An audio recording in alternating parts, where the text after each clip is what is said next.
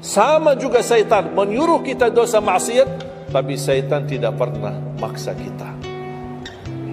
Sebagaimana ayat tadi dibacakan, ayat surah Ibrahim ayat 22, syaitan berkata, aku tidak punya kuasa di atas kalian, tapi aku hanya menyuruh kalian terlalu cepat taati. Kata 5 kali kesempatan tertulis nama kita, jaminan dapat syafaat Nabi Muhammad, tapi kita sia-siakan. Siapa yang tidak mau syafaat Nabi Muhammad? Ini kesempatan.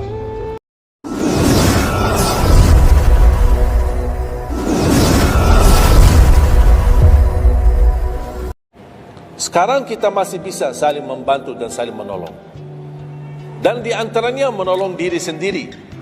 Jangan menunggu di hari kiamat. Jangan kita bisa menolong, tolong menolong. Di hari kiamat orang tua tidak bisa menolong anaknya. Anaknya pun larikan diri daripada orang tua. Tak ada yang mau kenal. Cuba baca akhir surat Abasa. Yauma yafirrul mar'u min akhihi. Di hari itu kakak adik melarikan dirinya dari saudaranya. Wa ummihi wa abi, melarikan diri pada bapaknya dan ibunya. Biasanya kalau kita ketemu orang tua, kita senang bertemu, mohon doanya. Apalagi yang orang-orang yang tinggi berbakti baik sama orang tuanya. Kalau di hari kiamat sendiri-sendiri. Jangan kita yang melarikan diri sendiri. Para Nabi dan Rasul semuanya doanya salim salim, ya Allah selamatkan, ya Allah selamatkan. Ini Nabi, kira-kira kita gimana? Yauma yafirrul mar'u min akhihi wa ummihi wa abihi wa sahibatihi wa bani. Sampai dari istrinya pun dia melarikan diri. Mohon maaf, sendiri-sendiri. Saya tidak bisa tolong kamu. Jangankan kita sama istri kita atau sama anak-anak kita. Rasulullah sallallahu alaihi wasallam pernah berkata sama Siti Fatimah, anaknya Nabi Muhammad, ittaqillah fa inni wallahi la ughni anki min Allahi syai'a. Hei anakku Fatimah, bertakwalah kepada Allah, karena aku tidak bisa membantu kamu nanti di kemudian hari. Sendiri-sendiri, salim salim, selamatkan ya Allah. Ini kesempatan. Sebelum kita menjadi na'udzubillah salah alamat daripada ke surga menjadi ke neraka, kita sekarang perbaiki kemana arahan kita, kemana jalan kita. Kita yang milih, tidak ada yang memaksa. Taat, Allah hanya menyuruh kita taat, tapi Allah tidak pernah maksa. Kira-kira kalau tidak salat dapat pukulan? Dapat pukulan? Ada yang memukul kita? Ada yang melemparkan kita dalam batu sampai bata kepala kita? Ada? Tidak ada. Taat, Allah menyuruh taat, tapi Allah tidak pernah maksa. Sama juga syaitan menyuruh kita dosa maksiat, tapi syaitan tidak pernah maksa kita. Sebagaimana ayat tadi dibacakan, ayat surah Ibrahim ayat 22, syaitan berkata, aku tidak punya kuasa di atas kalian, tapi aku hanya menyuruh kalian terlalu cepat taati. Kata syaitan, terlalu cepat respon, aku hanya menyuruh. Da'autukum fastajabtum li. Makanya sekarang jangan melialahkan, saya tidak bisa bantu kalian dan kalian pun tidak bisa bantu aku. Kita dua-duanya dijerumuskan dalam neraka, na'udzubillah dzalik.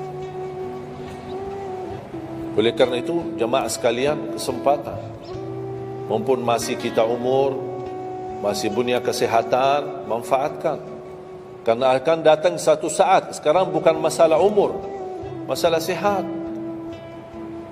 Tiba-tiba bisa sakit, virus di mana-mana.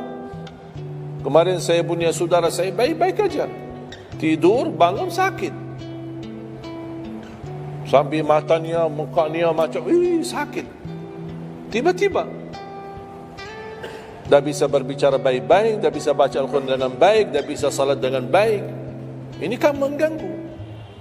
Makanya Rasul mengingatkan, ketika anda sehat dan masih punya umur, jangan sia-siakan, karena akan datang satu saat anda tidak sehat dan tidak bisa maksimal ibadah. selama anda masih bisa dan mampu maksimal ibadah, manfaatkan, jangan dirugikan. Akan datang satu saat anda tidak bisa. Saat anda berdiri, manfaatkan salatmu saat berdiri. Besok akan datang satu saat anda tidak bisa berdiri. Bahkan ada orang yang ingin sekali sujud, tapi dia bisa karena sakit lutut. Dia tidak bisa lipatkan kakinya, tidak bisa sujud. Betapa banyak orang yang merugi ketika dia sehat, dia tidak memanfaatkan dan menikmati ibadahnya. Yang kedua, doa azan. Setiap hari kita mendengar azan 5 kali. Sayang sekali banyak yang sibuk dengan handphonenya. Azan ini panggilan Allah.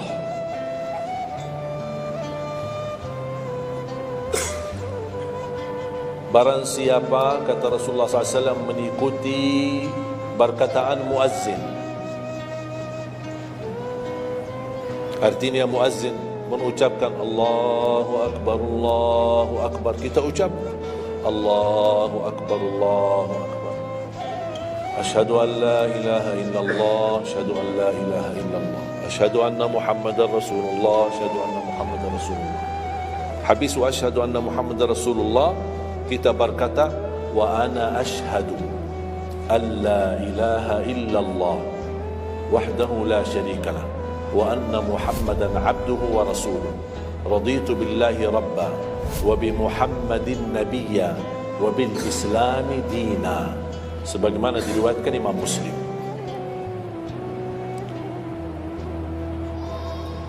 Hayya 'alas salah, kita jawab la haula wala quwwata illa billah.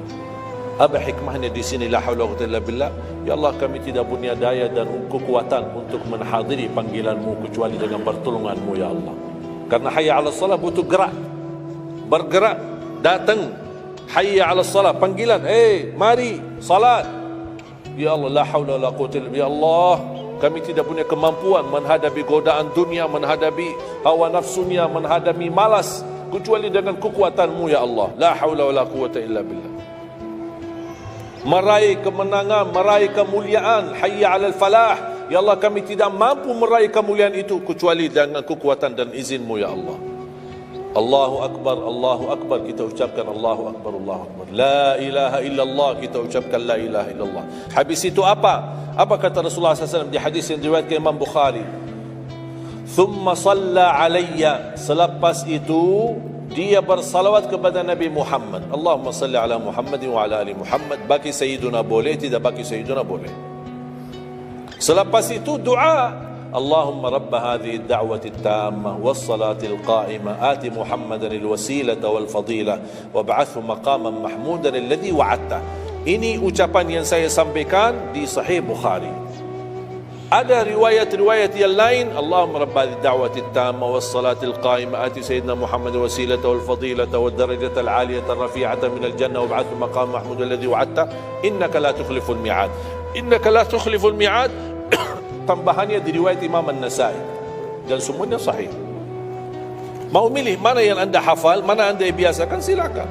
Mau ambil hadis yang diriwayatkan Imam Bukhari boleh, mau ambil yang diriwayat Imam Nasai boleh. Asal jangan sampai begitu dengar azan tidak mengikuti muazzin dan sia-siakan doa itu. Padahal doa sederhana, siapa yang tidak hafal? Setiap ditayangkan azan di TV selalu dibacakan Allahumma rabb hadhihi ad-da'wati at-tammah was-salatil qa'imah.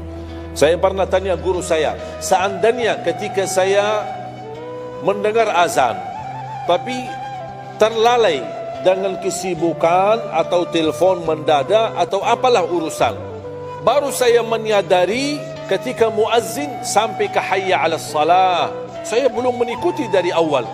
Gimana caranya biar saya tidak rugi dalam pahala? Kata guru saya, ulang sendiri dari awal. Allahu Akbar, Allahu Akbar, Allahu Akbar, Allahu Akbar, asyhadu an la ilaha illallah, asyhadu an la ilaha illallah, asyhadu anna Muhammadar Rasulullah, sampai mendapat mengikuti muazzin dalam sisa azannya. Begitu selesai baca doa yang saya tadi sampaikan, apa kata Rasulullah? Barang siapa yang mengamalkan ini, faqad hullat lahu syafa'ati yaumal qiyamah, dijamin dapat syafaatku. 5 kali kesempatan tertulis nama kita, jaminan dapat syafaat Nabi Muhammad, tapi kita sia-siakan. Siapa yang tidak mau syafaat Nabi Muhammad? Ini kesempatan. Jangan tunggu hari kiamat baru saya minta, ya Rasulullah tolong syafaatkan. Ini Rasul sudah menawarkan ini sekarang. Mau enggak dapat syafaatku? Ikuti muazzin dan baca doa azan, kemudian dapat syafaatku. Berapa minit? Tak sampai 2 minit. Ikuti muazzin, selesai azan, doa ini tak sampai 2 minit. Allahumma salli ala Muhammad wa ala ali Muhammad, Allahumma rabbi da'wati tamma was salati al-qa'imah ati Muhammad, dan sampai akhir, innaka la tukhliful mi'ad. Berapa lama? 2 minit, 3 minit? Tak apa-apa, 5 minit. Tapi dapat jaminan syafaat Nabi Muhammad. Hanya waktunya cuma 5 minit. Kira-kira siap? Mulai hari ini. Menurut saya, yang saya sampaikan wallahi sederhana, sangat sederhana, tapi butuh perhatian aja, butuh perhatian.